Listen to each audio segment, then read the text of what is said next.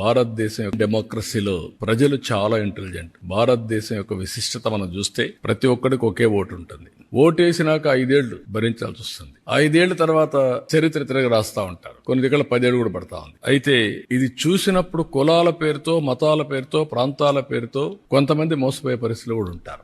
ఏది జరిగినా నష్టం మాత్రం వాళ్ళకే ఉంటుంది. అందుకే నేను చూశాను ఇది రోజు చెప్పింది. కామన్ సెన్స్ అయితే మాత్రం భారతదేశంలో ఓటర్కి అబండెంట్ కామన్ సెన్స్ ఉంది. మంచి అని చెప్పే మనస్తత్వం ఉంటుంది. ఒక్కోసారి మోసపోయినప్పుడు మళ్లీ దానికి అవకాశం కోసం సెర్చ్ చేసే పరిస్థితికి వస్తారు. అదే ఢిల్లీలో జరిగింది, అదే ఆంధ్రప్రదేశ్ లో జరిగింది. ఈ మిస్లీడింగ్ వల్ల చాలా కాస్ట్ అవుతుంది. ఒకసారి ఇదైపోయిన తర్వాత మళ్లీ దాని నుంచి తప్పించుకోవాలంటే చాలా సమయం పడుతుంది. వీళ్ళు ఎప్పటికప్పుడు ఎలాంటి విష ప్రచారాలు అంటారా, లేకుంటే పొలిటికల్ పొల్యూషన్ అంటారా, ఏదన్నా గానీ ఇది చాలా డేంజర్ ఫర్ ది నేషన్. సమాజానికే పెద్ద ప్రమాదం. అందుకే 35 సంవత్సరాలు ఆల్ డేటా ఇస్ అవైలబుల్. ఎప్పుడు ఎవరు పరిపాలించారో కూడా అవైలబుల్, బ్లాక్ అండ్ వైట్. ఇది డిబేట్ జరగాల్సిన అవసరం ఉంది దేశాలు. ఎవరి పాలసీలు ఏం తీసుకొచ్చాం, ఆ పాలసీల వల్ల ప్రజల జీవితాల్లో ఏ విధంగా ప్రభావితం చేశాయి, దీనివల్ల సస్టైనబిలిటీ వచ్చిందా, డిట్రియేషన్ వచ్చిందా, డిస్ట్రక్షన్ జరిగిందా, వాళ్ళ జీవితాలు సర్వనాశనమైనాయా, అవకాశాలు పోగొట్టుకున్నది కూడా